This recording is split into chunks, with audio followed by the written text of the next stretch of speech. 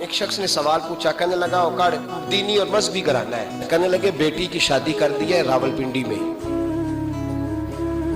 آپ کی بھی بیٹیاں ہیں میری بھی بیٹی ہے، بیٹی کی شادی کر دی ہے راولپنڈی میں، اب بچی چند دن رہنے آئی ہے، پوچھنا یہ ہے کہ نماز پوری پڑے گی کہ قصر پڑے گی؟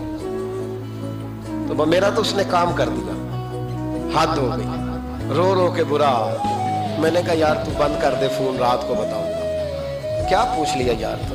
بیٹی مسافر نہیں ہوتی، بیٹی تو مہرانی ہوتی ہے باپ کے گھر کی۔ بیٹی مطلب کیسے بتاؤں کہ دل کرتا ہے کہ بیٹی وہ صرف ہنسے، وہ روئے کبھی نہ، یہ دعا ہوتی ہے۔ تو نے اتنا بڑا سوال کیوں کیا؟ بہرحال علماء کو کچھ چیزوں کے جواب دینے پڑتے ہیں۔ میں نے کہا میں رات کو بتاؤں گا۔ رات کو پھر فون آیا کہ آپ کو بڑی جلدی جواب دینے کے عادی ہیں تو دیر کیوں کر دی؟ تو میں نے کہا یار جواب تو میرے پاس تھا لیکن ہمت نہیں تھی ابھی۔ تو میں نے کہا کہ اگر تو بیٹی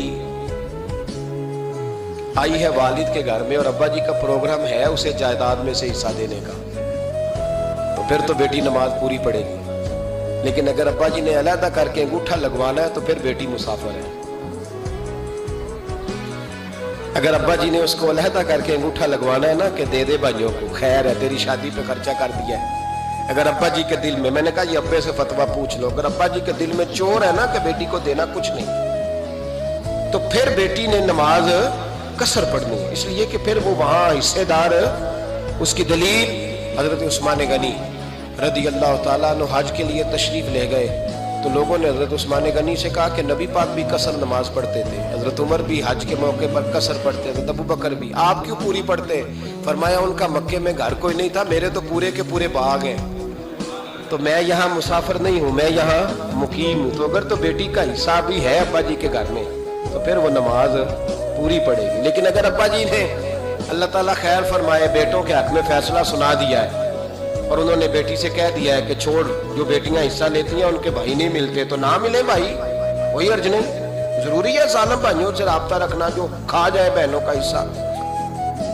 والد ظالم ہے، ظالم ہے باپ، بیٹے کو حصہ دیتا ہے بیٹی کو نہیں دیتا۔ اور یہ 1.5 مربے والے جاگیردار کی بات نہیں کر رہا، جس کا 4 مرلے کا مکان ہے اس کی بیٹی کا بھی حصہ بنتا ہے۔ کیوں کھاتے ہو بیٹیوں کا حصہ؟ ڈر نہیں آتا اللہ تعالیٰ سے؟